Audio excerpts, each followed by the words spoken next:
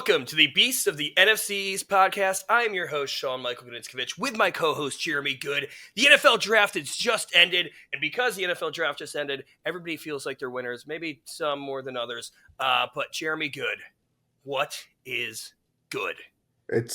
Unfortunately, it seems like everybody in the division did well in the draft, although maybe not Washington as much. We'll see. I think Giants got better.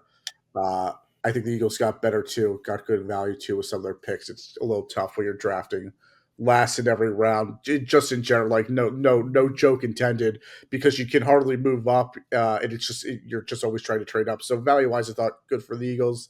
I think Dallas got better too. They got some names that I like, for sure. Yeah, good. It's weird because it's over now. It feels like you spend a good strong 6 weeks on this stuff, and then poof, just like that, the weekend's over. But fun draft. It's always fun. And we'll see how they do in May when they go to their teams for early reporting. Yeah, and then on top of that, everybody likes to judge like a class right after that first year, but then sometimes they don't really hit to like the second or third year. So right now, everybody is feeling good. I'm feeling great. I am feeling great, even though maybe on Thursday night I was a little bit upset, and then, then I woke up at 4 a.m. and just started watching Jackson Dart highlights, and I was like, you know what? I think I kind of like it. But I'm rocking the shirt, like I said to you pre-recording. Do you think that was Jackson Dart and Abdul Carter, who I guess Abdul Carter goes by Darth Vader. Jackson Dart does everything to look like Anakin Skywalker. Spoiler, they're the same person. So I guess we got two Darth Vaders / Anakin Skywalkers. What were you going to say, though? Well, do you think the 4 a.m. was like, do you think you were hallucinating at that point, or do you think that there was a genuine, oh my God, I'm excited about this quarterback? Well, I went back again. What happened was it was my birthday, so I was watching the draft at like a nice bar. Got a little overzealous. I was super stoked about Carter. I mean, Carter's going to be awesome. We'll get into each team, but I do want to get into this little. And then I'm making friends with Browns fans. They're all there, like, you suck, we suck. Yeah, we can all relate. They're upset that they have Mason Graham. I was like, actually, I kind of like Mason Graham. I would probably have rather have had Travis Hunter than Mason Graham, but they got some great draft picks back for that. So I'm concerned about Travis Hunter, though. Yeah, I was higher on him in the beginning over Carter. I think they're both, like, regardless, I would have been really stoked. But I think Abdul Carter is a sure thing at the edge and will be a dominant defensive player of the year candidate. Like, as soon as he hits his stride, Travis Hunter is, I know this is a little off, but I'll make it quick. Travis Hunter, very intriguing, great athlete, great player, no doubt about it. What makes him great and really awesome is that he does both at a high level. I don't see that in the NFL. I think teams have realized that and say, you're going to play one position and then we'll sprinkle you in a little bit of the other position. I just don't know if that's the case, do you take a cornerback at the number 2 overall pick? I don't know. Do you take a wide receiver at the number 2 overall pick? Doubtful. Yeah. He's also kind of small, very skinny, not the worst thing, but it seemed like in Colorado, he got all the 50-50 balls. Great. Can he get separation as a receiver? In the NFL? Maybe, but to what extent, the level, we'll see. I think it's funny with the Jackson Dart pick, it kind of like ruins the Carter pick because that should have been the talk of the day. The Carter pick is great, obviously. Yeah, I mean, everybody was talking about how Cam Ward didn't get any love on draft night. I think it's because everybody already had him drafted to the Titans for like a month. So, like, and you know what? There's the least amount of hype against the number 1 pick to talk more about Shador, whatever. Anyways, I think the draft is over. I keep talking to them. I'm like, I'm just glad we didn't get Sanders or Dart, man. I'm just happy. Like, they're like, you don't want to know. Like, there's so many good players that'll be around at the top of day 2.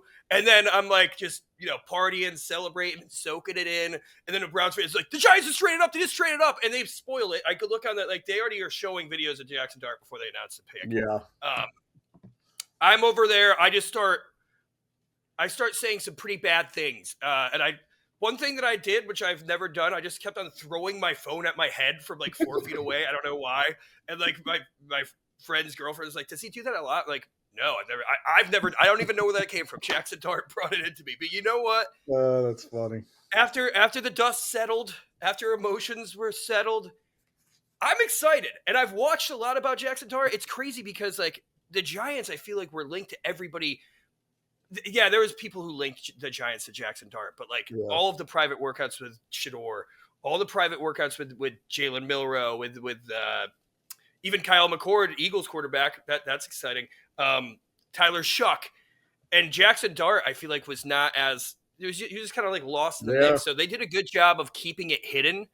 The whole thing is that they thought the Rams were going to draft him the pick later. So yeah, we trade up to 25. So we give up that 34 becomes 25, but then we only give up pick 99, which is top of the third, and then we give up a third next year, which I'm not even thinking about. Who knows? Like this year, there's great players that fell into the third, the fourth, even the fifth. But I'm not going to keep that from trading up for potentially a franchise quarterback. And I'm looking at it. Maybe I don't like him for this. Obviously, I don't like him for this year. I think that the Giants did a great job of building where you can now develop him. And there's, even if Russ gets hurt, Jameson Winston is going in. It's not going to be Jackson Dart. And then Jackson Dart can still just sit for this year safely and develop. And then maybe if you see some good signs, you put him in at the end of the year like they did with Patrick Mahomes, and bam, then you're excited about him for the next year. Yeah, I don't know. I actually really, I'm a member of the Dart side officially. I've switched over. I've joined the Dart side. Anyway, before I just start going, I'm going to go into these Giants picks soon. But what do you? Anything else you want to talk about for the draft before we get in, start breaking down? We're going team by team. Let's just go straight. Let's go straight into it. All right. Well, since the Giants started the draft and we're already there, let's just let's keep it that way. Yeah, Abdul Carter at 3. We already kind of talked about this. A lot of people's number one player in the draft. We just talked about it. We're like, yeah, Travis Hunter has that talent, the ball skill. But I think Abdul Carter is a safer pick, and he's going to bolster this Giants defensive line. Earlier in the process, I was like, well, I don't know if they're going to give up on Thibodeau. We're not giving up on Thibodeau. We just signed his 5th-year option. So we have Thibodeau for 2 more years unless we decide to trade him because, I don't know, personality fits, whatever. You gave him the 5th-year option? Gave him the 5th-year option, I think either minutes before the pick or minutes after the pick. I mean, think about it. Like the old Giants Super Bowl lines, we had 3, 4 edge rushers that we rotated through. And Carter lined up a lot in the A and B gap.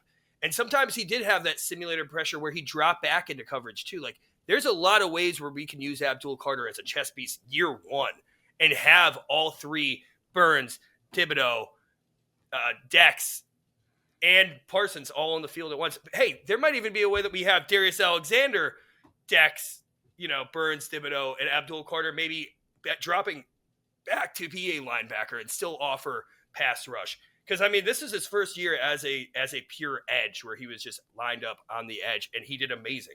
I think that's really where he's going to thrive in the NFL. But while we have 3 great pass rushers, we should be able to get creative and move them around and have fun, which is going to be sick. And the Giants last year, prior to Kayvon and Thibodeau, like we led the league in sacks going into like week 10. Sacks and pressures. And we just bolstered that defensive line even more. I'm excited about Abdul Carter. I think I don't know why he asked Lawrence Taylor if he could wear 56. I hope that was a joke. That was stupid. That's not happening. I don't know if he's going to ask Phil Simms for his 11. He's got to stop with the Phil Simms. Get your own number. Make your own number. Maybe do 00. That'd be sick. You got Burns at 0, you're 00. If that's an option. I don't even get why, he's never had, maybe I'm wrong, he's never had a connection to 56. So it's no. Why even go, it's silly. That's just, you know what? He seems pretty humble, but I think that was a little bit he's on his high horse. Apparently he had a dream that he was going to be a Giants player and made him feel all great about being, I don't know. That's good. I'm all into spirituality. I had a bunch of dreams about you being a great football player too. Let's hope our dreams collide and everything goes well. But yeah, I like Abdul Carter. I like that he said that he's leaving Philly behind. All you Eagles fans, that I know you were one of them, Jeremy, but the ones who thought, oh, let's go up and get Abdul. That what are we gonna mortgage like 4 first-round picks to go from the end of the first to the first, top of the first? I don't think that was gonna happen. But yeah, dude, the Giants' defensive line, it's an identity. People keep saying it around this. What's that? What you got there, Jeremy? Hold on. Is that a picture of you there? That's Abdul Carter? Yes. What's he? Oh, with the Lombardi? What? Because he was partying with the Eagles? After the Super Bowl, yeah. Sick. Well, guess what? He's gonna be holding up one of those for the Giants soon. Okay? I hope his dad doesn't leave. I hope he stays with the fan base. That would be tough to lose him. But his dad is a big in the big Eagles fan. He bought the tickets for his dad for the Super Bowl. Oh, well, we'll see. We'll see. But yeah, no, the Giants' defensive line, which was already a strength, is now really bolstered. And I don't know if we could skip to Alexander. Kind of touched on it. I do want to talk about Dart though, because I said it, Jeremy. I said it. Yeah. I said, you know what? I don't want Dart. I said it a million times, and then I said, but if we do get him, I'm gonna fall in love with him. And it's happened. It's happened. Note to the pod. It doesn't matter who the pick is.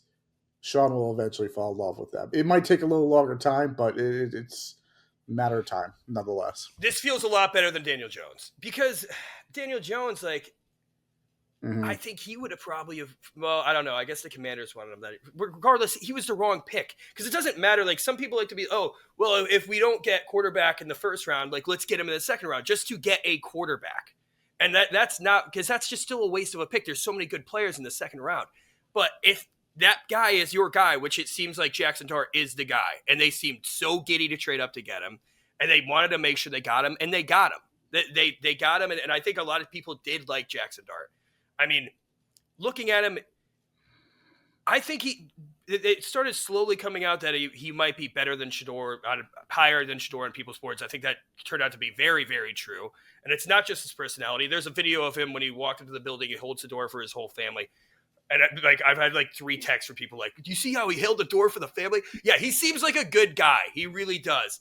I mean, listen, this guy's Evel Knievel, according to John Gruden. I watched that video, got me stoked. I mean, he does have shades of Josh Allen. He has shades of Jalen Hurts because he has that rushing ability. But one thing that I love, and Brian Dable and Joe Shane really emphasize this with all of our draft picks in the post-draft, because they do want an identity, and he's tough. He's tough as nails. Just like Daniel Jones, he will take a hit in the pocket just to make sure he delivers and gets that ball out. He will get smoked. And he'll run into that too if he's he'll try to run over players where he probably shouldn't. He has a great deep ball. He has great deep ball accuracy. One thing, he's fallen apart in games because Lane Kiffin draws up plays so well where he has the perfect reads where he doesn't have to go through his progressions. That's one thing I was concerned about. But that is something that you can coach up. The traits you can't coach up.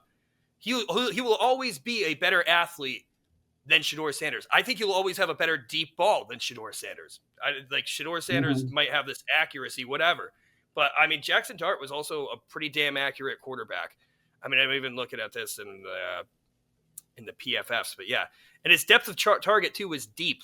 He chucked the ball down the field. And the one thing, too, is that he's not afraid. If he sees a read that he loves and it's in double coverage, where Daniel Jones was a fucking pussy. He was a pussy. He wouldn't throw the deep ball. Jackson Dart will. And that's the exciting thing. Some people, it's Daniel Jones all over again. No, they're not even no, that's Riley Leonard. And the Colts now have 2 Daniel Jones. Good for them. But yeah, the thing I didn't like, the progressions. I knew drafting him where we did, and because of the Russell Wilson, Jameis Winston, I don't think he took maybe 2 or 3 snaps in all of his college career under center. And I talked about this earlier. And in the Senior Bowl, he fumbled 2 snaps trying to go under center because he's not used to it. They operated strictly out of the shotgun in Lane Kiffin's offense in Ole Miss. But he's going to have at least a year to develop and practice that and get the RPO game down and learn Brian Dable's offense. And 2 things that, sorry, I'm going on a rant because I got into this. But it's a quarterback. But Mike Kafka apparently was tasked with developing Patrick Mahomes. He has this quarterback development plan. and there's teams around the league that interviewed Mike Kafka to be their head coach. And the one thing that they were really impressed with was his development of the quarterback plan, like how in depth it was. That's also what Brian Daboll was tasked with Josh Allen. And now we actually have our guy. I think that we got Daniel Jones, where it's like can't teach old dogs new tricks. We got Daniel Jones. He was too broken from Jason Garrett, Joe Judge, Pat Shurmur. But we now have this raw talent who I think has a great heart, a great head on him. I mean, he was a 5-star recruit coming out of high school too. So like he's always had that, he's had that charisma. He said the moxie. He's had the talent. And I mean, he's gotten better every year. Like that's a big thing too. Like, just under 3,000 yards in 2022, just 3,300 yards passing in 2023, and then 4,200 yards passing in 2024. Not to mention the 30 touchdowns to 6 interceptions. I mean, he looks good, and that's in the SEC. Maybe it's a fake offense with Lane Kiffin, but regardless, he did it. And if Brian Daboll can draw up those reads like Kiffin did, he could be great this year. Jeremy, sorry, that's my dark side rant. Are you a little sold on Jackson Dart? Are you a little? How do you feel? Oh yeah, so I'll be as positive as I can to start off. I think that the Giants had to draft a quarterback, period, and I give them credit for doing that because you have like I don't know what the Steelers are doing. Not having a quarterback in play is insane, and I think the Giants realized that. I think they held. They got Will Howard, dude. Yeah, well, yeah. I guess Rodgers will eventually be there too. Yeah. I think the Giants held on to Daniel Jones a little too long. I kind of understand it because when you're drafted 6th overall as a franchise quarterback, you want to exhaust all options. I think it was clear from the start, and then throughout the few years that he just wasn't good. They address the franchise quarterback. They take Dart. So that you have to give them credit for that. It's sort of a low bar, but I'll acknowledge that for sure. Intriguing prospect. I think that it's unfortunate, like you alluded to, that he sort of ran a fantasy offense in college. He ran it decently, pretty well, but that Lane Kiffin offense is just it's gold, but it doesn't exist in the NFL. You're not gonna defenses won't go for that in the NFL, and it's just like it's very kind of chuck it up, have receivers downfield, and obviously he showed that he could throw it downfield. It had a good deep ball in college at Ole Miss. I can't make that up. I still don't think his arm is amazing. I think it's good. It's fine. Yeah. I don't think it's great. I don't think it's like I don't think it's special. But I don't think it's Josh Allen, where everybody wants to compare him to Josh Allen. Right. I think he has shades of Josh Allen, but I don't think he's Josh Allen. I think the arm is good. I don't think it's great. I think his movability is good, not amazing, but it's good to have. You have to have both in the NFL. Size is fine. I guess I'd want him to be a little bigger, but not the end of the world. I think mobility probably helps being a little smaller too. I don't love him as a quarterback. I think that, and you said this too, Sean. Yeah. I think what I'd be concerned about is that it doesn't seem like the Giants loved him either, like really loved him, and that's sort of something you should do with your franchise quarterback. You kind of want to find the guy from the start and be in contact with him throughout. And apparently, the last week they haven't been in contact with him, but they talked to him beforehand and they had good conversations. I think it was a bit of a panic move from the Giants, not in a bad way, because I still think they're getting a decent quarterback, especially when it seems weird with how the quarterback room went. Because I think I'd much rather have Jackson Dart at the end of the first and Dylan Gabriel in the third, even at the end of the third. 100%. And I was thinking about that too. I mean, we both like Milroe, but like... Yeah, Milroe, I love Milroe. I think we've been through that. He did drop more than I thought, and you're still going to have to develop Milroe. Like, it's a project there. So I guess in terms of Dart, not as much. Like, he's going to have to develop too. He'll sit out the year, but it looks like there's a good plan in place for him. Yeah, I think they panicked a little bit, not in a bad way, not in a way where it's like, all right, let's just take Tim Tebow here. but I think that I don't know. I think I disagree with the panic. Know. I think it was always a plan. I think the only thing that they might have panicked on was trading up, afraid that the Rams were going to get him. Which the Rams were like, no, that was a smokescreen. We weren't going to get him. That's what I'm talking about. Well, what's crazy is because that's one of the reasons why I didn't want to take him. Right. First off, what's crazy is that all these players that I wanted to take at the top of the second and the third, whatever reason I give them up, were still available for us. Which is that's why I'm in love with this. Like this is the perfect draft because the Giants got their quarterback of the future. And I can tell you today, I feel better having Jackson Dart on the roster than I thought I would. And I feel good knowing like there is like if Russell Wilson plays his ass off and we're a playoff team next year and we're not picking high enough to get one of the top 3, 4, 5 quarterbacks in the draft next year, we have this Dart guy that we're developing that I actually do have faith in. Like I'm reading right here, like he was the highest graded passer out of the whole class. Maybe it's because of that simulated offense, whatever. Right. But the thing is, we also traded up like nothing to get him because the next pick's 26. I think that's when the Falcons traded a first-round pick to trade up to get James Pierce for an edge rusher ever. Which was crazy. Nothing against James Pierce. That's the dumbest trade ever. Yeah, especially like, dude, who knows if Michael Penix is good? What if he's garbage? And next year you're giving up like a top 5 pick. Yeah. Who knows?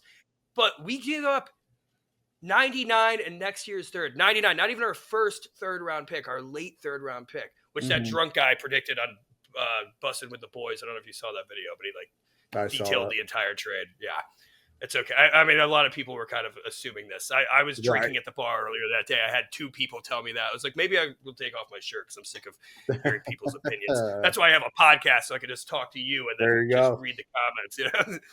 Yeah, I mean, it's like they got a quarterback. I think it's good that he'll sit out and that's one of the system. I think that's massive. Yeah, he seems like a gamer in a good way. Yeah, we'll see. I'm not blown away by his game, but yeah. I guess it's better than taking him at 3 too. So, that's the thing. Like we get the best of both worlds. You know, we got the number 1 player of the draft, and we got our quarterback of the future. I mean, that's feels good. Feels good. It's yeah. So some answers are definitely coming through for the Giants going in the future for sure. You definitely can. I mean, maybe you sprinkle a little bit this year, but I don't think he's ready. Sit out a year, and then we'll see. We'll see where we are. But I like the attitude, like the charisma and everything. And an Ole Miss guy getting drafted to sit behind a former Super Bowl champion on a 1-year deal. It's Kurt Warner, Russell Wilson all over again, dude. Yeah. Russell Wilson's Kurt Warner, Jackson Dart's Eli Manning, traded for the pick. Everything's making sense here. It's really lining up. The pick that we did trade, though, that became the Texans, our top of the second, was Jaden Higgins, who I had a huge crush on. I know the Giants were going to go there, but yeah. Anyway, let's move on to get through the rest of these Giants picks. Darius Alexander. You had the Eagles taking him in the first round, one of the mocks. I would have he was somebody who I would have wanted at the top of the second if we didn't get rid of that pick and we weren't going quarterback. Yeah. The fact that he fell to the top of the third is crazy. The defensive tackles went off the board earlier. Derek Harmon was a first round pick. It kind of was leaning towards that towards the end. TJ Sanders went. Omar Norman Lott went right before. TJ Sanders went earlier than I thought too. Yeah, he did. That's what happens when you have a bad class. A lot of the guys who should fall a little bit, they're going to be taken a lot earlier because they're better players, even in a lighter class. So, and Alfred Collins, who a lot of some Giants fans thought he would fall to the 99 pick. Regardless, I mean, he got picked, I think, before TJ Sanders. Yeah, but Darius Alexander, one of the big knocks on him is he's going to be 25 going into the season. 25 in August. Yep. Yeah. But he is a disruptive big boy defensive tackle. And what we're looking for, I'm on PFF right now. They have him at 6'4", 310. I think he's actually 6'3". Who cares? He's a big boy. He's got big, heavy hands. He's great in pass rush and in run defense. Like he he's not Alfred Collins where he's in a like 2-gap everything, but he is a disruptor, and he is going to probably be a day one starter for us on the defensive line. And he will make this team so much more stout. Like that's what everybody was looking for. The fact that we still got him at the top of the third and we were able to get Dart was awesome. And I guess some people had him ranked lower. I think consensus he was like 65 or something like that. But a lot of other people, there's a lot of people that had him going in the first round, second round. I think it's a great value. And I think, I mean, what if we only get his rookie contract? I mean, he's still going to be 29 after his rookie contract? Like, defensive tackles play well into their 30s if they're good, and I think he can contribute. Yeah, and I think that's a point of like a rotation for a defensive line. It's the beauty of the defense. You can rotate guys as they get older. They can still give you 10 to 15 snaps depending on their age, more or less, if they're older. My concern with this pick for the Giants is the age, like you mentioned, Sean. I think if you're a good team / a great team, you can kind of afford that thing with the age because you're ready to win now. He's already 25, so he's already basically a man. It works out for a team that is in the Giants' position. It's interesting, but the talent's there. I liked him a lot throughout the draft process. Was surprised that the Eagles passed on him, yeah. Oh, you're talking about top of the.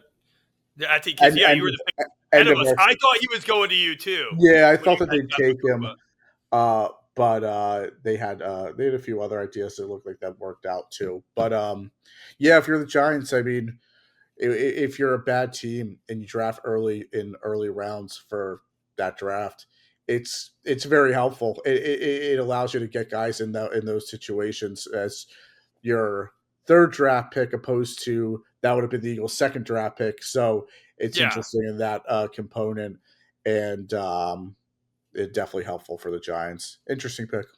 Yeah. And the thing is, too, like one of the knocks is because he went to Toledo, like a smaller school. But the good thing about this, and this is what we talked about, like, is that you have the Senior Bowl, and you see how they go up against the bigger name conferences and players, and he dominated at the Senior Bowl. So that was a big thing.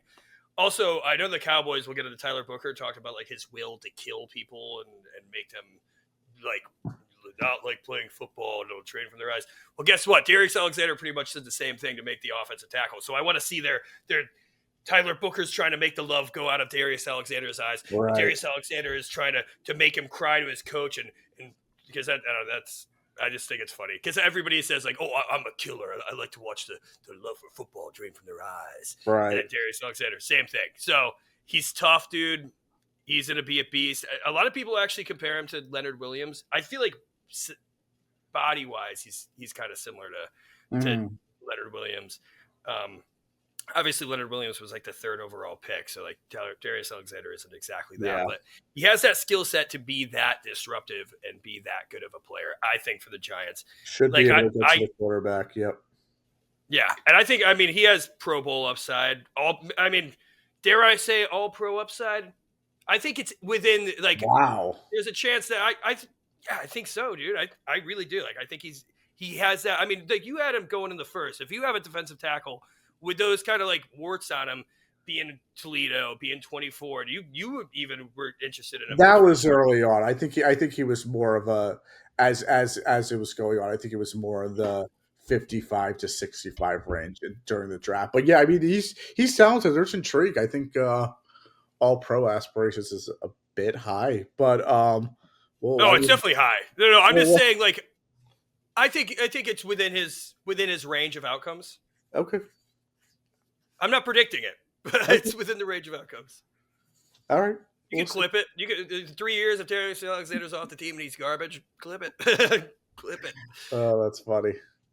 Okay, well, we got a bunch of more teams to go through, but there's two more big Giants picks. That's the thing that blows my mind is like Cameron Scattaboo. I've probably said it on this podcast. Like he's somebody who I wanted at the top of the second too. Like.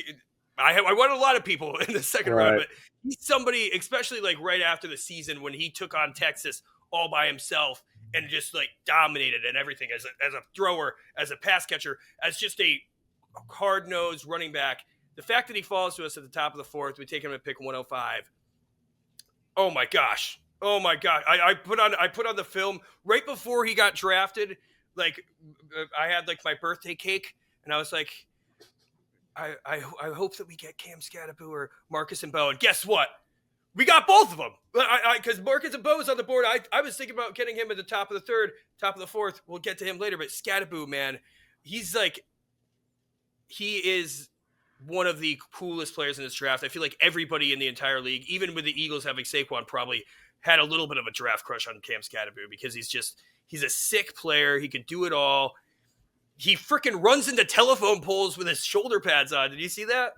I saw something. I saw on Twitter. Yeah, someone mentioned that. It's like we turned on a video. There's a hype video, and it's like interviewing his family and everything. And his mom's like, "Yeah, when he was a little kid, he just used to put on his brother's shoulder pads and just run into telephone poles. He's a nut. The guy is a nut, man." And you see his reaction to getting drafted, like. My girlfriend has been like upset. Like, you know this guy, and it's just like this guy crying, getting drafted. He's like, "Oh, I really like him." I was like, "Yeah, me too." But Scatterbo, man, Scatterbo is such a fun player. In fairness to anybody drafted the Giants, I think I would cry too.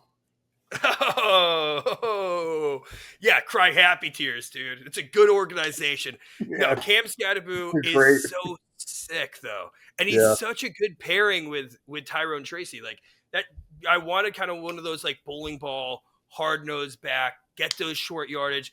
Plus, he's a great pass catcher too. Like he made some crazy plays.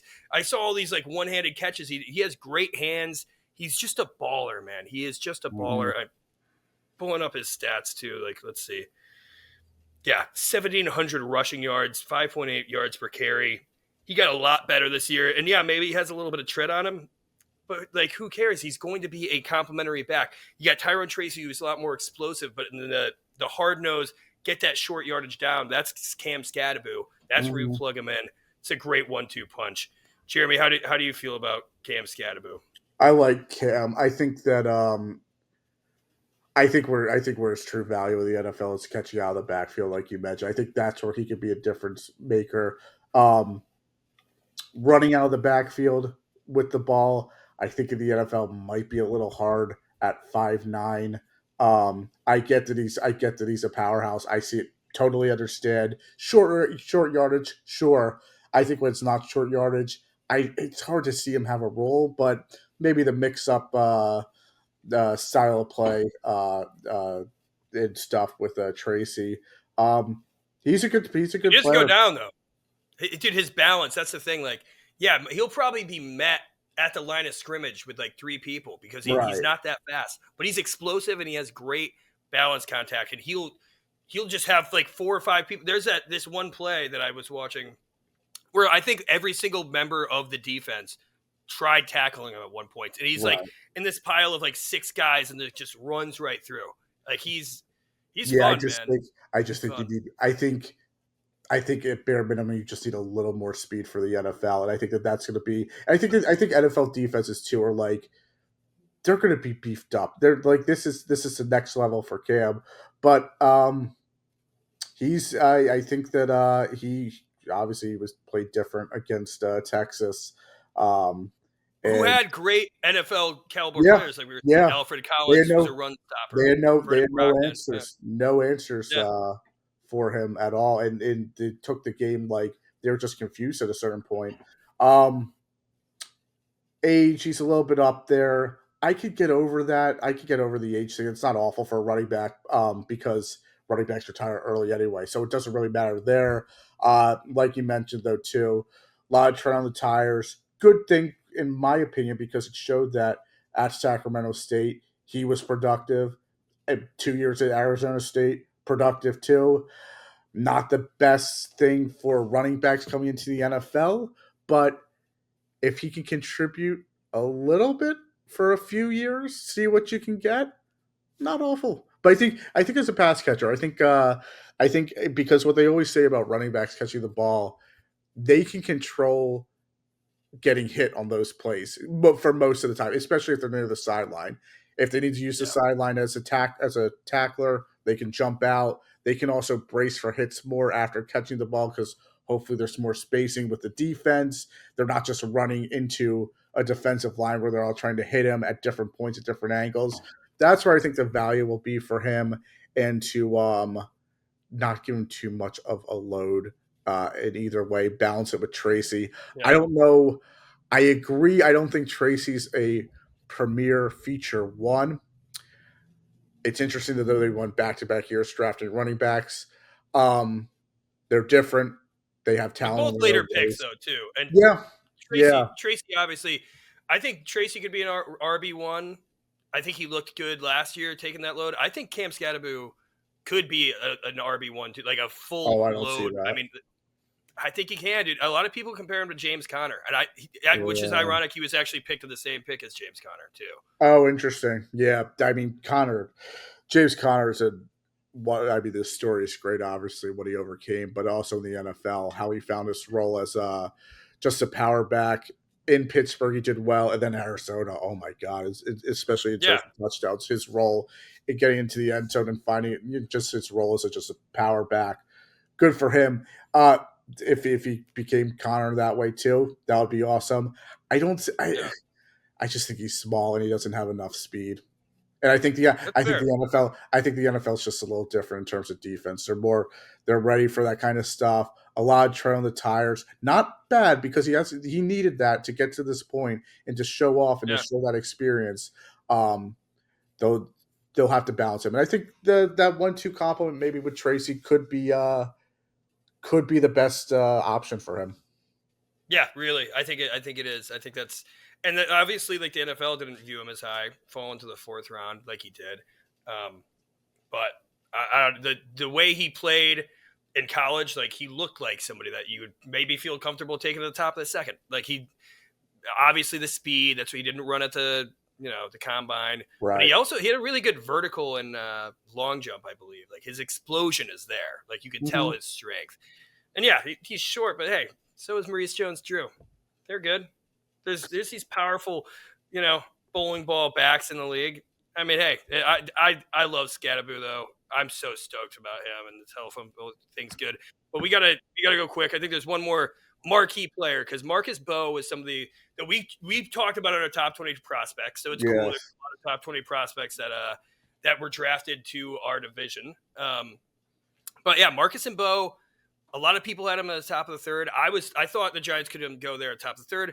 I thought he was in play at obviously still at round 4. That's who me and my brother, like we were watching, just waiting for it.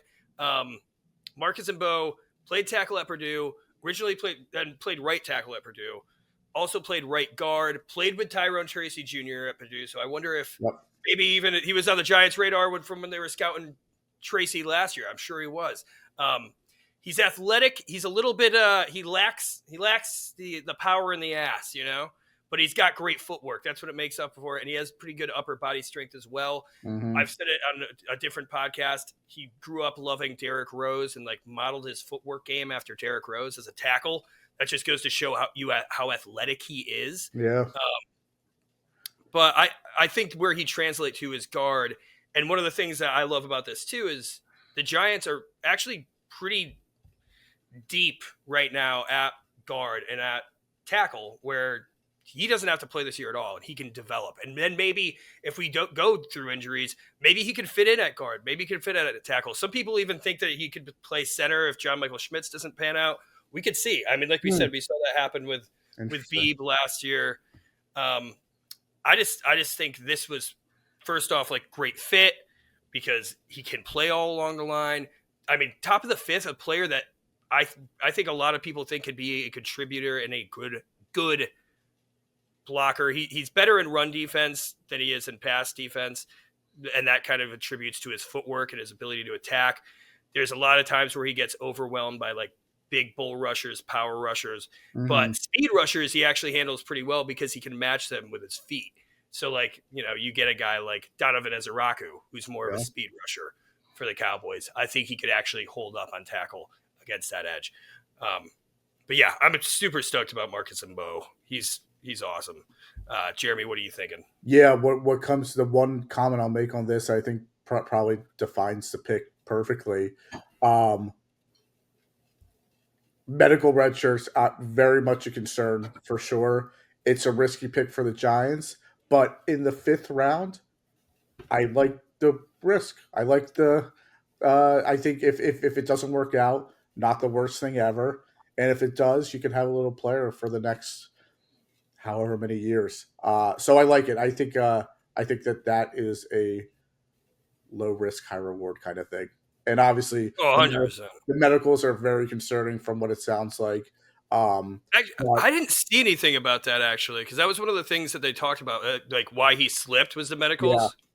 apparently that's what they said. I forget what body part, but they said. I think someone said that it could be absolutely shredded. But he's. Yeah, no, I see that too. Yeah, somebody says that there's medical because of the fact that he fell so far, but I haven't seen anything. Don't care about the medical red flags. Yeah, no, they're talking about it too. There's some stuff on it, so we'll see. Because like you said, it's worth it in the 5th round. Yeah. Yeah. Yeah, that's a 5th round. Yeah, like who cares? Like at that point, it's like, yeah, you could get good players in the 5th round who aren't hurt, but like I'd rather get someone who fell in the 5th round, and if it doesn't work out, who cares ultimately? Yeah, and I'm seeing Dan Schneier and Bobby Skinner going back and forth, 2 big Giants commentators, but they're talking about how Trey Smith, the amazing guard who just got that huge bag, who everybody wanted in free agency this year, was a day 3 steal because he fell. Yeah. Yeah. And that could be Bo, because I think Bo really ultimately ends up being a guard in the NFL. Yes. Yeah. Although maybe if he can go to center, that would be impressive. It's it's a lot easier, I think, to go from center to guard than guard to center. And yeah, especially because he played tackle too, so he didn't really do anything at center. Right. But, so, but yeah, let's see what he's like at guard. Yeah, and then Thomas Fidone, the second we get with pick 219. Yes, he was a high-rated tight end for Nebraska. Just kind of dealt with injuries. I think he had 2 ACLs, which was kind of a little bit of a red flag. But the thing is, you get him in the 7th round. He's like 6'6", 255. He's listed here. He might be 6'5". Regardless, he's a big body. He's athletic. I watch him. He looks like a big wide receiver, but he's huge, and he actually offers a little bit in the run blocking where he's not like, well, it's actually pretty bad. He's rated a 56 over here, but he's got that size. He's more of an athletic tight end, really. I saw some people were like, why are we drafting him? We have Daniel Bellinger and Theo. It's like, dude, it's the 7th round. Yeah. You take flyers. He had a lot of upside going into college, didn't pan out. That's what, like, when somebody's available in the 7th round, if you think they're going to contribute, it's either they played really well, but they're physically don't seem like they're a fit for the NFL. But because they played well and they have that motor, you take a flyer on them. Or they're physically gifted and it didn't pan out this time because of injuries, but also, Nebraska wasn't the best program, but he has the traits, the physical traits to become a good NFL player, potentially.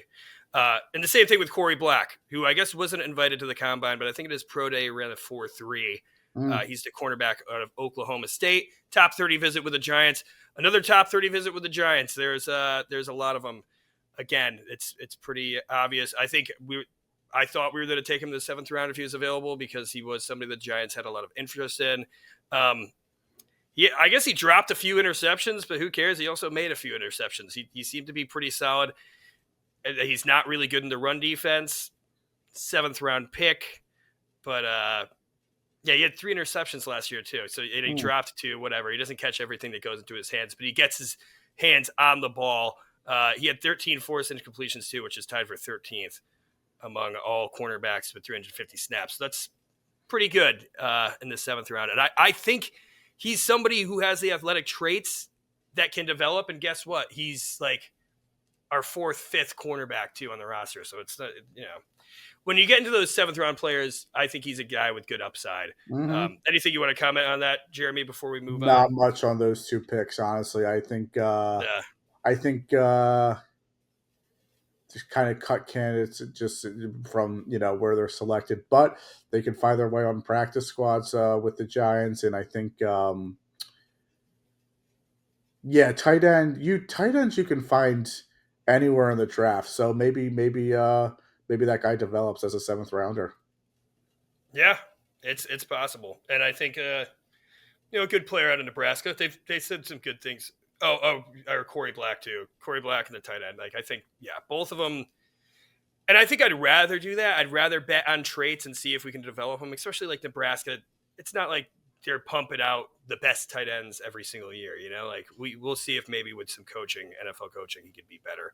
And same with Corey Black. Like it's not like OSU is like some defensive powerhouse. Yeah. So it's exciting. I think you want to get to your Philadelphia Eagles now? Yeah, we'll run through this. First pick, surprise. Jahad Campbell falls, which I love. I'm a big fan of his.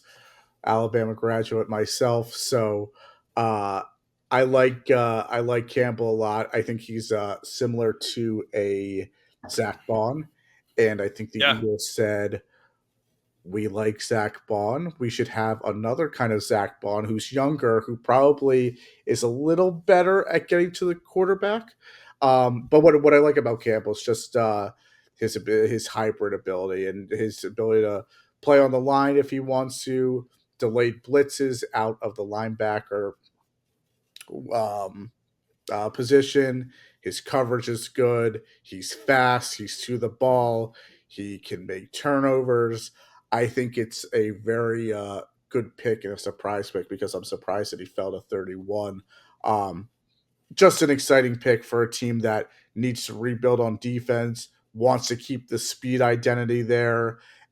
He's young, good character, good person from South Jersey too, which was nice. He finished his high school career at IMG in Florida, but he has local ties here. The Eagles took a hit in free agency on defense, not major players, although I think Milton's role was major in a way. But they had to recoup on. They did a little bit in free agency, but the draft was really where they want to continue the pipeline of good defensive players. And Jahad Campbell fell to them. They liked him. I guess wasn't a 30 visit. That's what happens, sort of when they fall. When guys fall like that, when you're picking at the end of the first and who you think could be a top 10, top 12, 13 draft pick. So and it was interesting because it seemed like a lot of guys, like last year, every Eagles pick besides one, I think, was a top 30 visit. This year, I'd have to do the numbers, but I think not as many. It just depends on the draft, I think. But I love the Jahad Campbell pick. That's awesome. The one thing with Campbell is that his medicals, he had shoulder surgery a few months ago. I guess that's the reason why he fell. Bad teams want to draft players who can play right away without injury. I think that's kind of stupid because he'll be good to go for training camp. So what's the difference, especially if he misses rookie OTAs in May? It's not the biggest deal. But I guess if you're drafting early on, you want more of a guaranteed of a player's health for the first year. I guess it can make sense here and there. I'm not concerned about the injuries. It's shoulder surgery. They medicals and doctors, and Philadelphia is one of the best hospital cities in the country. And even if they send him otherwhere to New York or whatever for a specialist, they'll get the best treatment, of course. He's still in the recovering process, I guess, right now, but not concerned about the medicals there. I get if some teams want to pass because they want something more immediate, but I still think that's a little silly. Second round pick. Do you want to talk about Campbell a little, Sean? Yeah, well, I mentioned this with you before, but I think that he might. I feel like the Eagles are going to use him off the edge a lot too. I think they're going to use him more as a hybrid, which is what he did at Alabama too. But especially because I think that you guys have more of a need right now for edge than you do for linebacker. I feel like there's and I've heard other people say it too, where they see that maybe Campbell will be used more at the edge position, at least early on, and see if he's a hybrid linebacker. But it's interesting that you say that because that would be great. He has to develop more as an edge rusher. Right now, he's getting to the quarterback primarily based on speed and bend, which is great. And his ability to, and when he delays his blitzes, he is a rocket to the quarterback, and it is impossible to guard. He's going to have to get some technique down. He's going to have to learn a few moves to be put on the edge regularly. Not the worst thing ever. Obviously, guys can learn, but it would be nice if he could play a lot from the edge. I don't know if that'll be the case just because he came in to Alabama as an edge, then moved over to the outside linebacker because of injuries. He'll have to work on some of his moves to really be on the edge going forward. But yes, hopefully that is the goal. Yeah, and then let's talk Makuba. Like you said, Makuba picked him up at the end of the second round. Yes, I think the Eagles. I think a little bit of a reach, not awful, but I think just knowing Howie, I think that he probably. Well, we'll see. I don't know if I should be trying to correct the GOAT and Howie Roseman. But I think that he's no stranger to trading down. I think that he probably could have traded down a little bit into the third round to take him. I don't know. Maybe not. Eagles certainly needed a safety. And this guy is intriguing. He's a hard hitter, did not have a penalty in the last 26 games of college, which at first I thought, interesting, who cares? Oh, but who cares ultimately? Kind of nice. I liked it. It's safety. There are a lot of things that can go wrong: pass interference, illegal hits downfield, crippled defenses. So to show that he plays a clean game, I like. We'll see if that changes, and then he just draws penalty after penalty in Philly. But that is a nice quality there with him. Pick six machine. Obviously, had the game-winning pick against Arizona State in that playoff game. And if he didn't do that, I think Texas probably loses. He is good tackler, a little small, but not really. Weight is small. He's gonna have to gain around 20 pounds. Height's fine, not really an issue. Good tackler, probably could improve a little bit in tackling, but not awful. Interesting that the Eagles didn't take a defensive tackle or an edge in their first two picks. I guess in a way they view Jahad Campbell as an edge, so they count that a little bit. I still think it's wild that they didn't do one of those positions in the first two, like a true edge or a true defensive tackle. That's why I thought maybe they take Darius Alexander at 64. They don't, but what do you have for Makuba, if anything? Oh, well, yeah. I mean, I just he's more, I feel like, as a pass defense specialist than he is a run specialist, especially because of that undersized value. But I think he still offers a lot in run defense. But I mean, 5 interceptions and 0 touchdowns allowed. Yeah. That's awesome. And like you said, the pick six, he's physical for a smaller guy, and he also has great physical traits as a safety. I think he's your CJ replacement. I think that's why you maybe would have reached on him. I guess maybe you guys do have essentially more depth at defensive tackle than you guys do. We needed a safety for sure. Yeah, safety. Just, yeah, it's just about when, where, who, what. But it also 12.1 passer rating allowed was 4th out of all safeties. Right, I was going to mention that is crazy. It was very low. Yeah, I like the player for sure.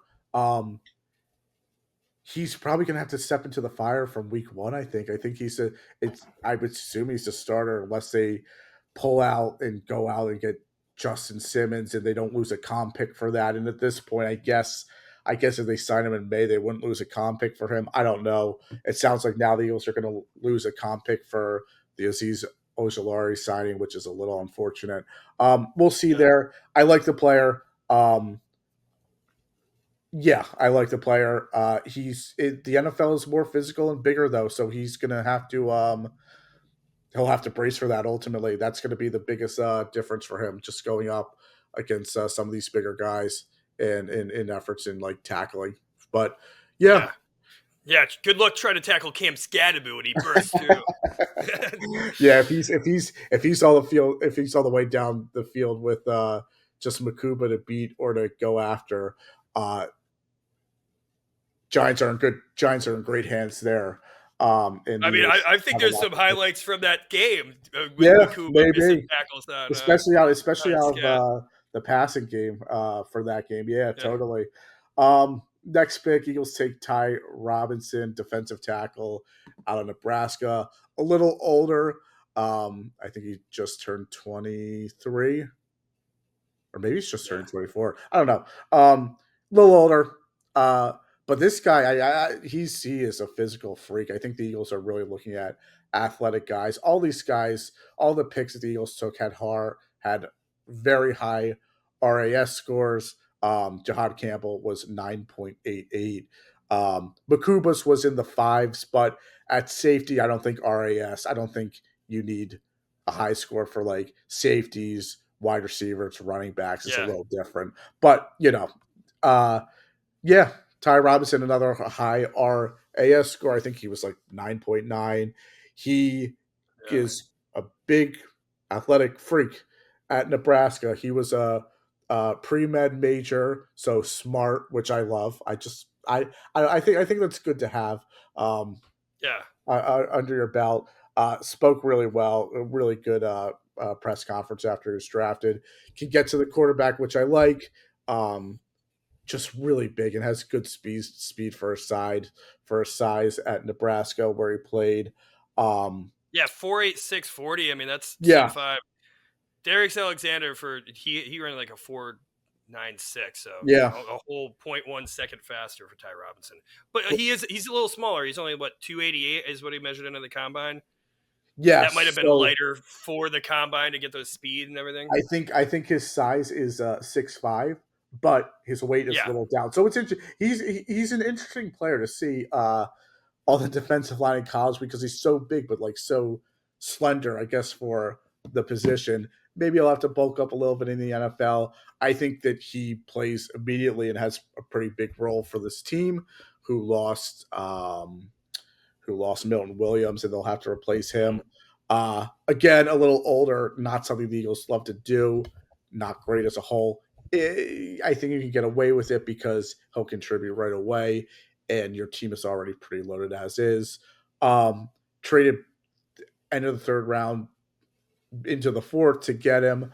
Um, and I like the pick. I think he was the only defensive tackle I didn't do much work on in before the Yeah. draft, but I like I think he's I very like him too because yeah I didn't know much about him either because I think right we were all really obsessed with those like second round, third round yep defensive tackles because I think we both thought we were taking them earlier. yep But Ty Robinson, I mean, he has like especially 43 quarterback pressures in 2024. yeah I mean, that's good. Like he gets after the pass rusher. I also saw his playing weight was like listed at 310, even though he measured it at 288 at the combine. So I'm sure he probably plays a little bit bigger than possibly 288. he looked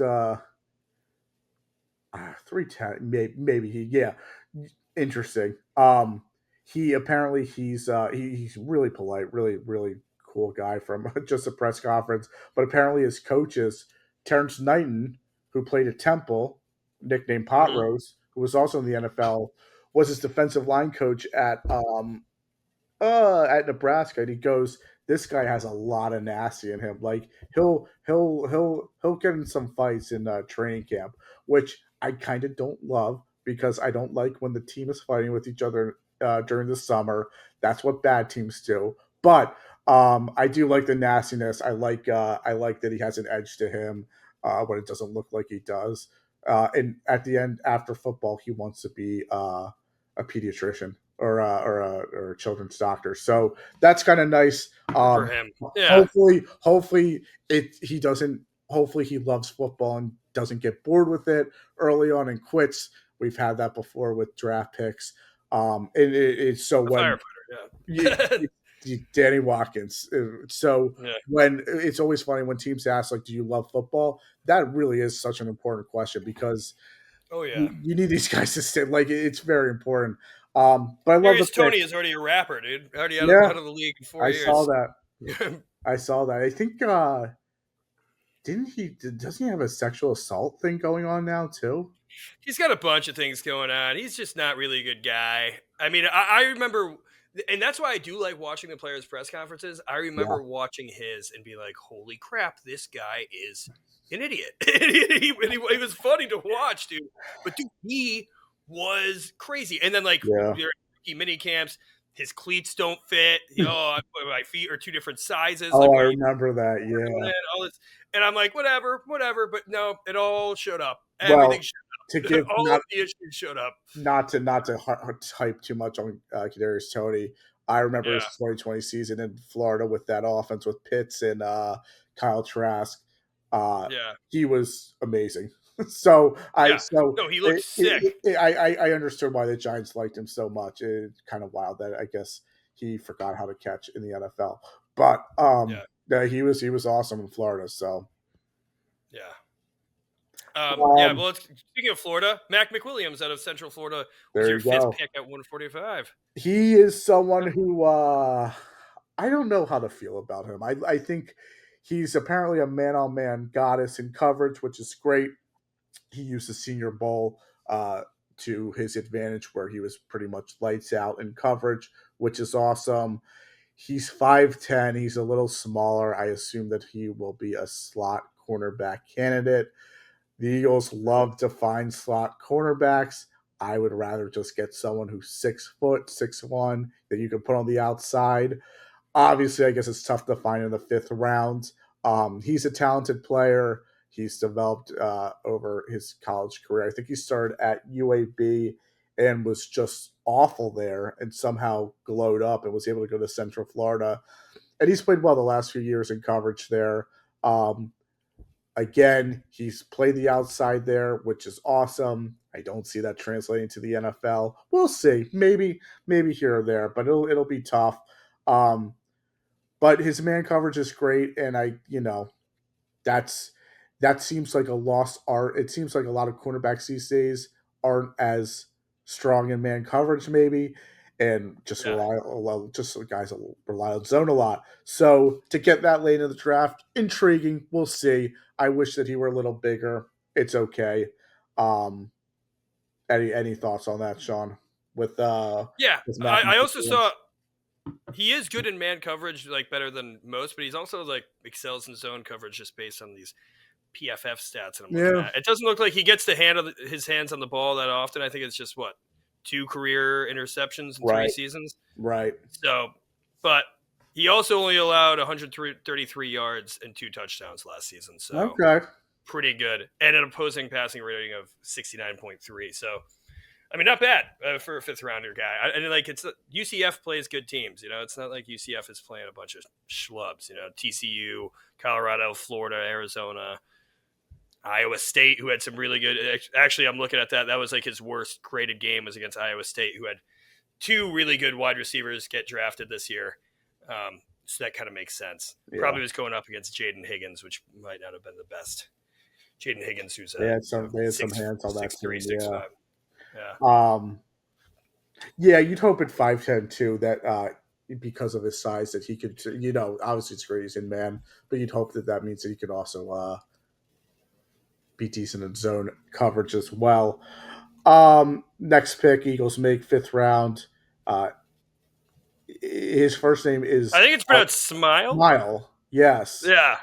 Smile Mundon, junior linebacker out of Georgia. The Eagles continue the Georgia pipeline that they've been doing. It looks like this is a physical linebacker, a little smaller. I don't think maybe a middle linebacker, but uh, he's someone who makes tackles, can make a hit, continues the Georgia line. I got to do a little more research on him, but it never seems like a bad idea to take a Georgia player for the Eagles. So going off of that, I got to do more research, but I like that maybe another just hard hitting linebacker. Um, because I guess Jihad offers that, but that's not his. He does other things too. It just have a physical guy like Mondon to tackle and make hard Yeah. hits in the middle of the field. I like that. Yeah. It looks. Yeah. I mean, I think he like you said, he's a little undersized. Like he lined up in the slot a lot, Yep. majorly in the box. But sometimes they even brought him down to the line because I think that he does have that speed uh, as an undersized guy. But yeah, I mean, great run defense grade. Not as good in coverage, unfortunately. Which those smaller corner or linebackers, I feel like you kind of look for that athleticism to perform well in coverage, but yeah, like you said, I mean, we're getting to the 5th round pick, so like, there's going to be warts on all these guys. You know, like that's why they're falling this far. But Drew Kendall, you want to talk about him? He's exciting. He's exciting. They want to. They look at this as a Cam Jurgens backup center. Obviously, I don't think the Eagles have the luxury just to have a backup center and for him to do nothing else. He will be a guard, but with the ability, hopefully, to be a backup center. The Eagles had to use Landon Dickerson in the first half of the NFC Championship game against Washington because Jurgens was out. Dickerson was fine. He played center his final year at Alabama. It was great at it. They want someone who's more of a center, though, as a backup. This guy could be a swing. I like the idea.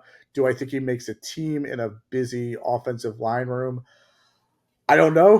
Hopefully he can stay on the practice. Maybe he makes a team, but hopefully he stays on the practice squad at the least. Or maybe his versatility allows him to make the team on the O line. Yeah. But I like the idea at least. Yeah, especially this deep in the 6th round. Yeah, I mean, Boston College didn't play scrubs, and he seemed to actually hold his own in both run blocking and pass blocking. Looks a little light. I see him listed here at least at 299, so like sub 300 on the O line, especially because he's 6'4". Definitely a little bit more slender, but he held his own. I like the height for center. I like the weight for center. It's not good enough just to be a backup center though here, so he'll have to get a little I think a little bit of weight for because like you said, he is smaller as a guard. So yeah. Yeah. Do you want to skip over Kyle McCord and talk about the other lineman because you guys kind of just went in? Sure. I don't know much about Miles Hinton. I think his dad played in the NFL. His brother's in the NFL too. Oh, interesting. Okay. Big tackle out of Michigan. I like the family heritage. That I think means something in some ways. He'll have a chance to compete. Good big size. The big one I want to talk about is Cameron Williams. So this is someone who someone mocked him from the Ringer in December as the 11th overall pick. Now, I saw the Bengal put him in the 1st round as like one of the first offensive linemen a few times too. Cameron Williams should fire his agent because he should have played another year in college because the board did not go his way. Someone gave him bad advice to come out of this draft. But I love this pick. There's something I think that I think next year, if he were to come out next year, 1st, 2nd round pick, and obviously he'd have to develop more, but in Texas, but really intriguing prospect, good size with both height and weight. He's coming to the Eagles. He's coming to Stoutland University. I really like this pick. If it doesn't work out, it's a 6th round pick. Yeah, he's to have the 1st round pick in December, and a lot changes. Obviously, he wouldn't be the 11th round pick, but just to have that potential at some point says a lot, in my opinion. And it'll be a good project for Stoutland, and it will be a project. He needs to develop a lot, but good to get him in the building where they did.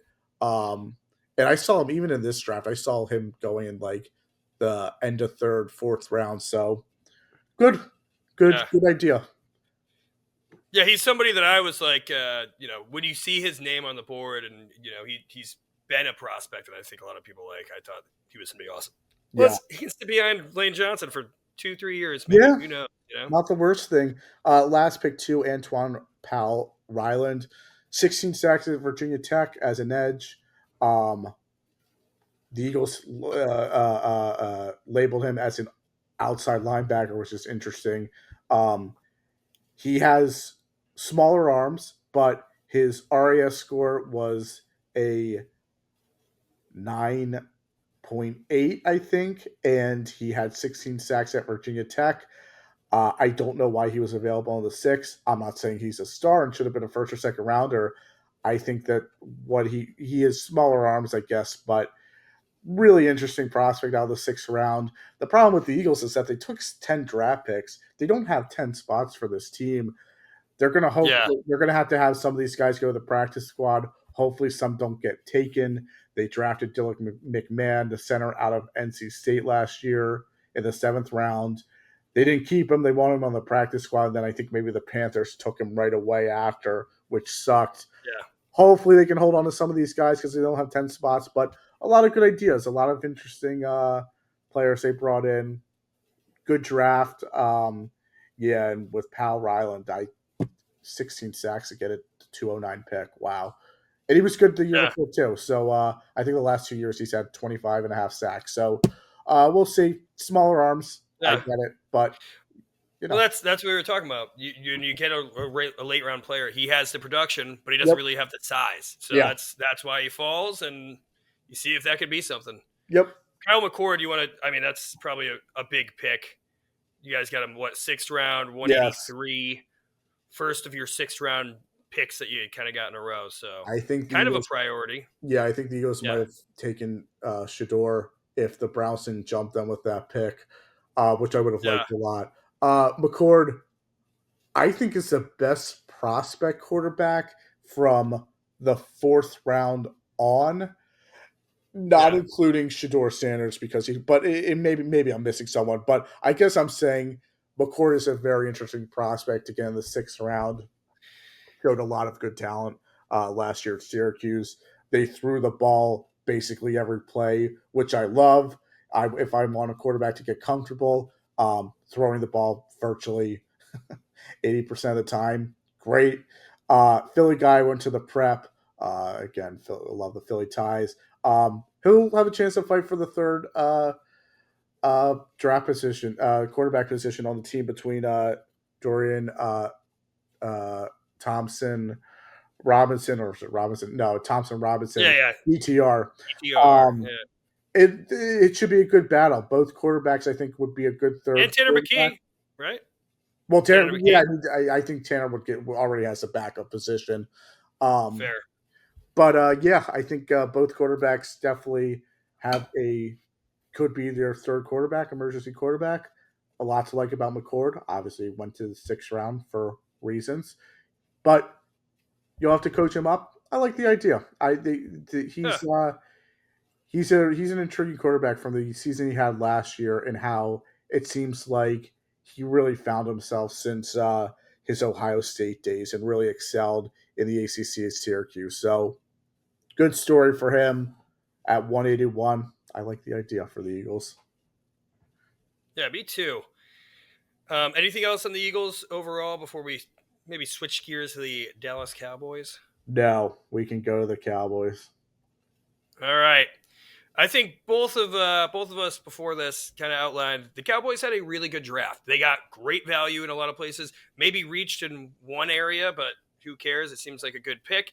But the 2 things that I thought we both thought they would go after this year would be weapons, like a wide receiver and a running back. They addressed the running back, double dipped at the running back, but later on in the draft, and didn't necessarily get a pure bell cow, but more pieces as rotational running backs. But let's start with the beginning. Your guy out of Alabama, Tyler Booker, taken at 12. The Zach Martin replacement. What are you thinking? Great, very good player. Best scar in the draft. I think they could have traded down and taken him. I think 12 to take a guard at 12, unless they're very, very special, is insane. But I think now that they've done it, it'll age well going forward. They won't have to worry about that guard position. So in a way, it's kind of like ripping the Band-Aid off really quickly. Now it'll age well. Yeah, I guess. I think if you're any other team, what you would do in that situation is you trade down, get more assets, and then take Booker, which would have made more sense. At 12, it just is very early for a guard. I mean, it's well, a lot of guards went in the first. I mean, they could have traded back in the first. I get that, but Donovan Jackson went to the Vikings. True. But Ray later, Zabel went to the Seahawks. yes, 17. Yeah. yes, that's true. Was there one more good big guard guy? Jonah Zavaina even went really high in the second, which was another big guard prospect. Arizona, right. Well, I agree. And I guess they did want Tedero McMillan. We talked about it. There's a lot of people mocking Ted to the Cowboys, but then they just kind of punted on a second wide receiver altogether. Yep. That's okay. Because I think that's the biggest hit here. Is like they could have had Matthew Golden. Yeah. They could have had even, I mean, it'd kind of be redundant with the slot, but even Luther Burden is somebody who can play inside outside. Amika Igbuka is going to be awesome. But yeah, it kind of doubles down the slot with CD. But if they stuck with their board and they didn't want to reach a receiver from where they thought, besides I guess the 12th pick, I guess credit to them. They stuck with their board. But Booker, good player, and he'll be good for them going. And it's the trenches are important. Just a little early. I think they made up with it with their Donovan Ezeraku pick, who I think a lot of people thought the Eagles could take at 32. He somehow falls to 44. Or take at 12, honestly, yeah. I think if they took Donovan Ezeraku at 12, people would still be kind of okay with it. Probably because of his position. Would have been, I think, still a little early, but thank you, every team between 32 and 43 for letting Ezeraku fall. I mean, my goodness. Good pick, good value. I didn't love him at the Eagles at 32 because it just seemed a little early, but I would have liked him if the Eagles traded back like 5 picks at 37, gotten some assets, and then taken him. So at 44, great pick. Siobhan Revel Jr., cornerback, East Carolina at 76. Great value pick. One guy that we talked about. He's on our prospect show. He had injury issues. I think he fell more than I would have thought, though. I thought he would have been an end of second round guy. But, he falls to 76. I like that pick. Of course, 149.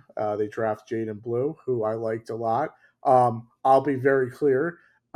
He is very fast. I don't know how many other skills he has, but speed at that position, especially as a complementary running back, really intriguing. He has fumble issues. I hope that continues in Dallas. I hope the Eagles and Giants defensive line take advantage and knock the balls loose in Washington too. You can fix that, but it is it's a one thing you really can't do in college a lot, and he certainly did. But it is fixable. Shamar James in Alabama, recruit who they wanted at the time, never really lived up as his expectations of Florida. Seems okay. I think Cornelius, the tackle at Oregon, good. The other 3 picks, I have no idea who they are. But the first 5 round picks for Dallas seems like a good haul. Yeah, so Jay Toya, great defensive, like big boy defensive tackle, 6'3", 325. Really good in run defense, where I think could be a plus over a guy like Mozzie Smith in the run defense. So I think he's going to be the tush push stopper for when you guys play the Eagles, perhaps. Jay Toya, I think, is just a big boy, and you're kind of investing more on that defensive line. And then they also got, which he's not even on here, Tommy Kingsby-Sote out of Maryland, also a big boy, who I don't have anything on him over here, but also just a big defensive tackle. And then Phil Maffa, who I wasn't really privy to going in, is a great power back. He had over 2,000 yards and 21 touchdowns for Clemson in the past 2 seasons. Yeah. And I think he's 6'1", 235 is what he rated at. So he's a big power back. Yeah. He's good in those short yardage situations. I mean, he didn't really have the speed, which is one of the reasons why he fell, but that's not, he's there to be a bruiser, he was comped to Deonta Foreman. I saw a bunch of people put him to, I don't know. I think he could be great on this team. He actually caught a few balls out of the backfield, even being so if you put Jaden Blue and Phil Maffa together, that's a good bell cow running back. But the thing is, that's the thing. They kind of invested in, somebody who can catch the ball out of the backfield and be explosive and be elusive and make people miss. And then they have a power back who's just going to run through you and get that short yardage. So in a way, they addressed running back. I just think both of us thought that they would get a running back in the first 3 rounds. I thought that was like inevitable, especially after last year not drafting one at all. But I guess they like Javonte Williams and Miles Sanders more than we thought. So. Yeah, you would think that they'd get some kind of playmaker at running back or receiver. I guess Williams, even with his health, I guess he's a good add-on in free agency where at least you have more of a plan than last year, what you were doing at the running back position. I guess Sanders too, although I don't know if he makes a team with just health and productiveness. But we'll see. They still got him there, so yeah. Yeah, it's interesting. And then Siobhan Revell, like you were saying, like we talked about him, Siobhan Revell and Jaden Blue, 2 prospects that I think they're both yours that you picked. So, hey, we liked them. I saw Siobhan Revell go in the first round. Obviously, the ACL hurts, and I think the fact that he played at ECU might hurt too. But I heard there's like great character. He played 3 games and had 2 interceptions and a pick 6 in 3 games. Not even 3 full games. His weight's a little light, right, Sean? Yeah, it has him listed at 193, so he's probably around that 190, 180. Oh, 193. And what's his height? 6'3". Oh yeah, he's got like a longer build too. But yeah, like I mean, dude, he was an interception. I mean, he only had 1 interception in 12 games last year, but it seemed like he was getting after the ball big time this season, and before it was cut short. He's got the skill set. He might have to bulk up a little bit, but otherwise, yeah. He's healthy. Give him an opportunity. I think, and it's kind of funny because like they're investing in corner because Duron Bland and Trayvon Diggs, who they have their issues too, but health is one of them, and they drafted a guy. And I think they got great value. Like that's one of the reasons why a lot of people are giving the Cowboys like an A+ because Donovan Ezeraku, Siobhan Revell, and and Tyler Booker. I mean, all 3 of those guys I think were unanimous, like at least top 50. I feel like we're top 50 players. So to get 3 of those in the first 3 rounds, great. And Jaden Blue offers a lot of high upside if he can fix his struggles with fumbling the ball. But like, dude, he's elusive and he's fast, and I think he's going to have some great plays for the Cowboys. And getting him in the 5th round, I think that's what you kind of want, like as somebody who maybe isn't a complete back, but can offer you really great, especially 3rd down rules. Get him out, split him out wide, do a little swing pass. I think it's good. Anything else you want to? I think the biggest thing, my takeaway from this, is that they didn't really address the bell cow back. I get this. You want to talk about how they split the 2 backs and how they didn't get another wide receiver because now what they have: Kevontae Turpin, Jalen Tolbert, some guy that they drafted in the last year's draft that we wrote off and honestly hasn't done anything. Oh, and they have Jonathan Mingo, who they traded for, who didn't look great after they traded for him last year. But that was their 4th round pick. So it's interesting. Anything? What are your thoughts on the Cowboys draft as a whole? They got some good players. Yeah, they got better for sure. It's a team that I don't know if they're the best evaluator of talents, but they the guard Booker will age well eventually, even though I don't like the value. And the other players in the top five rounds, they are intriguing and can contribute. I think from day one. To what degree, to what level, depends. They'll be limited just because of rookies in some ways, but I think you can grow with some of them long term as well. Yeah. Let's get to the freaking Commanders, dude. We're rounding it up now. Yeah. But the Washington Commanders, man, I think I was also surprised. They went running back at the end, but I thought maybe they would also bolster the running back room. Yeah. Obviously, their draft is graded on a curve because they traded their picks to get Laramie Tunsil, Marshawn Lattimore, Deebo Samuel. So they didn't have as many picks. They only had 5 draft picks, so it'll be quick. But Josh Connerly, like they want to protect Jaden Daniels big time because obviously they traded for Laramie Tunsil. Mm-hmm. Josh Connerly was a right tackle. Brandon Coleman, who they got in the 3rd round last year out of TCU, played pretty well at left tackle, especially for a 3rd round pick. Now, though, I think you could bring him into guard, one of the guard positions. You obviously got Biotish in the middle there. I like Josh Connerly. I think he was one of the best right tackle, like pure right tackles that isn't going to be kicked in or anything out of Oregon. I know there was that big play in the Senior Bowl where he got rocked by Mike Green, but other than that, he held his own and he was an amazing right tackle. Oh, actually, wait, no, he played left tackle. Yeah, sorry. I apologize. I don't know why I thought he was a right tackle. But yeah, I think he's a great player, but I think obviously, yeah, he'll be moved to right tackle rather for the Commanders. Jeremy, what are your thoughts on that? We'll see how that translates. It's not easy to move to different sides.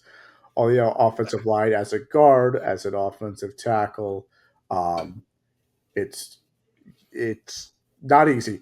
Yeah. And I don't know if I love Laramie Tunsil either, as for when they got him and what they gave up for him. So they need a tackle. They need to protect Jane Daniels for sure. Connerly is a good player, 1st round talent. It'll just be interesting when he changes over to the other side, how that translates. Some people do say he might kick into guard too, but I think, I don't know. I could see it with his size. Yeah. Maybe you have he's not that tall. Andrew Wiley, right tackle. Yeah. And you have Josh Connerly kick in. I think that he's probably better as a tackle. I mean, that's where I see him, even on the right side. But we'll see. And then 2nd round pick, Trey Omos at 61. I mean, he was a great corner in the SEC. Played at Ole Miss. Some people even thought he could be a 1st round pick. And Adam Peters actually said that they were debating they were going to do Trey Amos if Josh Connerly wasn't there in the 1st round. So the fact that they got him in the 2nd round and he was a 1st round target for the Commanders, because Marshawn Lattimore, you traded for him, good, whatever. He also didn't play like Marshawn Lattimore. He kind of looked a little scrubby compared to what he was in his prime during the Saints. He has those injury concerns. So I think you needed a CB2 regardless, even if you did believe in Marshawn Lattimore. But he has good size. He has good speed, 6'1", 190. He's good in run defense and as well in the pass defense. So like he gets after the ball. 3 interceptions the last season. Awesome. He's gotten better every single year too, but he didn't have any interceptions in 2023 or 2022. So he's not really like a ball hawk per se. But yeah, he gets it in 13 forced incompletions. That's good. Like he gets his hands on the ball, whether he always grabs them, whatever. But Trey Amos, man, like that's I think if you're the Commanders, cornerback was high on the list. The big thing here, which I think we talked about too, is their edge rushing is just, they have like no edge rushers. And there was rumors that they made trade to try to get TJ Watt. I figured that they would try to bring in another edge rusher somewhere. And I think that's where maybe they could have went instead of Connerly in the 1st. Ezraku would have been great there too. Steal him from the Cowboys, I think that's probably my biggest knock on their draft is that they still needed an edge rusher. I think we both mocked them to getting one of these edge rushers in the first 2 rounds. Yeah, I think secondary is still I guess Amos helps. I think the Amos pick is a good value to end of the 2nd round. I never loved him. I didn't love him as a 1st round pick. Like you said, Sean, pick machine at Ole Miss didn't do any of that at Louisiana or Alabama. Bitter that he left Alabama too to go to Ole Miss. Not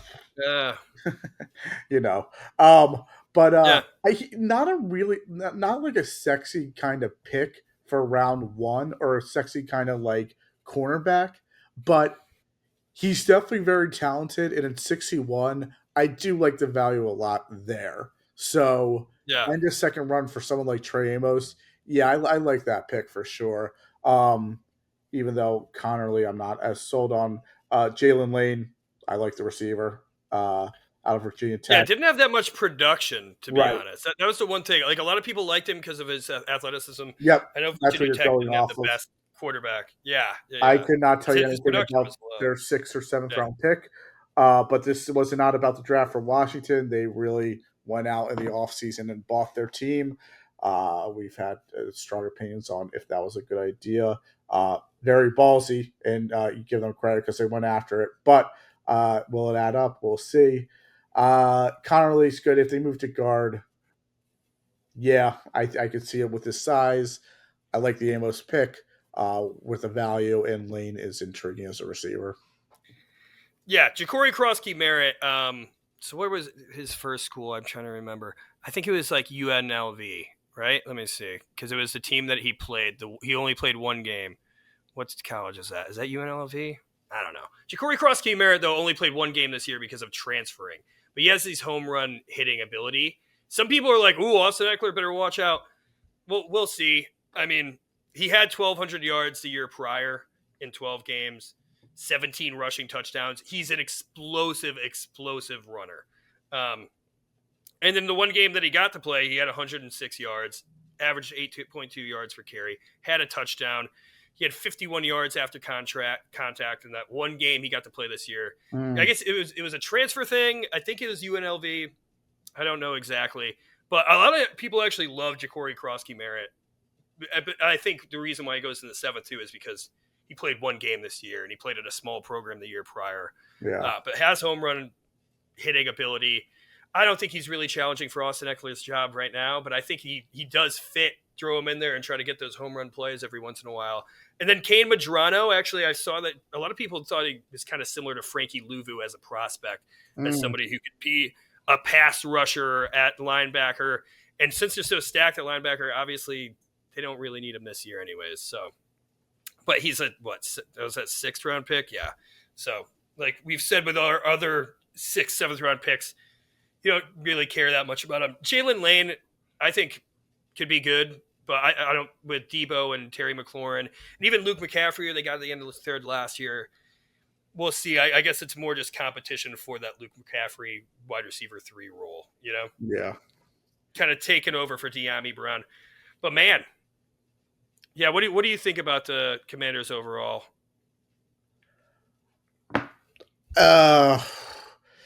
From the limited picks with the trades involved, like I don't on how they use their draft capital. I don't love the approach that they did. I give them credit because they went all out and they're trying to do it on Daniel's rookie contract. I've said before, I think they could have gotten better players and not guys who aren't as old as beaten down. I think Deebo Samuel was just beaten down in San Francisco. Obviously, it worked early on. I think he's kind of cooked in a way. We'll see there. And I don't think Deebo Samuel is a pure wide receiver. Getting the ball that way is effective enough in today's game. We'll see. Maybe they prove me wrong. It's a bold move that they did. I think you're just relying on a lot of like guys who might be past their prime. And I think they panicked a little there. But with the few picks they had this year's draft, I'm surprised. I didn't love Amos as a 1st round pick, early 2nd, but late 2nd, I like it. Solid. Yeah. Solid. And I think he's going to be a day 1 starter for him too. Like, I mean, he produced at the SEC level. So like, he played against players that, you know, were good in the NFL now, or are going to be good in the NFL. Yeah. I think, if I had to rank, Giants number 1. Mm-hmm. And I think there's a lot of people who agree with that too. I think we got a lot of good contributors, and I think value-wise, I think Giants number 1 for sure. I think Cowboys, although I don't like the way they approached it, I might rank Cowboys number 2 just because I think they got steals where they got them. And I think they got 3 really, really, really good players. I also think that the Eagles got 3 really, really, really good players. And I think that, like you said, Jahad Campbell's a steal. Makuba might have reached them in a little bit, but I think he's going to be good in the NFL, and people are going to wonder why yet nobody thought higher of him. I mean, he still got a second-round pick, so obviously Eagles felt high enough on him. And Ty Robinson, who I didn't know much about, but after you guys drafted him, I looked into him a lot more, and I think Ty Robinson is going to be really good in your rotation. And then obviously you get like some backup guys and some good depth with Cam Williams and Miles Hinton. So I think that, I mean, it's like, what are we really doing? Because they're not even playing yet. But I think that all three of those draft classes have the possibility to be top draft classes, like where we could produce 3 starters. The thing is with the Giants, I think we might have five starters that are going to be good for a while. But I see at least 3, 4 in the Eagles, and I see at least 3 in the Cowboys, and I even see 2 really good starters coming out of the Commanders. And then there's those depth pieces that if they hit, you know? What do you think? I think, I'm not even going to like say like who quote unquote what. I think that's like, it's just, you can't, I want to see them play. I think value wise, I guess if you're looking at it from a value wise perspective, I would assume that the Eagles probably won it just because they were drafting at the end of every round, every pick, which is really a disadvantage in a lot of ways. There were a lot of times I think Howie wanted to trade up. No one wants to trade back that far. It's difficult. So I think value wise and who they took, Eagles did very well. But we'll see. We'll have to see in September in the next few years how this stuff pans out. Really. Yeah. And like I remember talking crap about the Cowboys drafting Tyler Smith when they did, and look how great he ended up being, you know? Yeah. And then, so Tyler Booker, maybe he was a quote unquote reach, but like you said too, like, I think it's going to pan out. Great pass blocker. But Joe Shane, man, a lot of the Giants fans are super hyped because last year our draft looked great. This year our draft looked great. Joe Shane's starting to put it together. His son accidentally put out a video, not accidentally, totally purposely put out a video of Jackson Dart that day, which, come on, brother. He deleted it pretty quickly, it sounds like. Yeah. Well, and then also, this is just bogus. This is the end of the episode. But like, somebody thought that it was Joe Shane's daughter that got the number to prank call. Right. Because she's a student at Ole Miss. Because she's a student at Ole Miss. But actually, it was Jax Ulbrich, who is Jeff Ulbrich's son. Yes. Who did it. I watched the video. I'm like, listen, as a kid who used to prank call people, I don't know. That was kind of lame. I don't love it. I don't condone it. I definitely don't condone it. And I get to the NFL and like these teams and like Jeff and in Atlanta and the Falcons are taking like responsibility. I don't think it's the end of the world. Listen. No, I don't know. No, and honestly, I don't condone that stuff. And you shouldn't do it, but like, okay, they made it. Like, I don't know. It's the kid's dumb. The kid's getting hated on more than Shador got hated on. Like, which, I don't know. I think it's, I think people are, and then like the people are like, oh man, it's so good seeing Shador. Like, dude, I'm 29 now, 29. Like, what am I doing for freaking making fun of Shador Sanders for being in the NFL, for falling in the NFL, you know? Yeah. I will say someone did the same prank on Cooper last year and no one had this reaction. So let's protect Cooper, Super Bowl champion and pick 6 champion, Cooper DeJean too. But that was something with the draft. Yeah. It was an awesome draft. I think everybody got better. We'll see how this actually pans out. You thought last year's draft too for the Giants was awesome? Yeah. Especially how they played. Like, what was their record? Yeah, we suck, dude. Yeah, we shouldn't be relying on rookies to be playing. At least this year, we're not going to be relying on. Oh, Dexter Lawrence is a rookie. No. But like last year, we had our rookies playing. Malik Davis was good.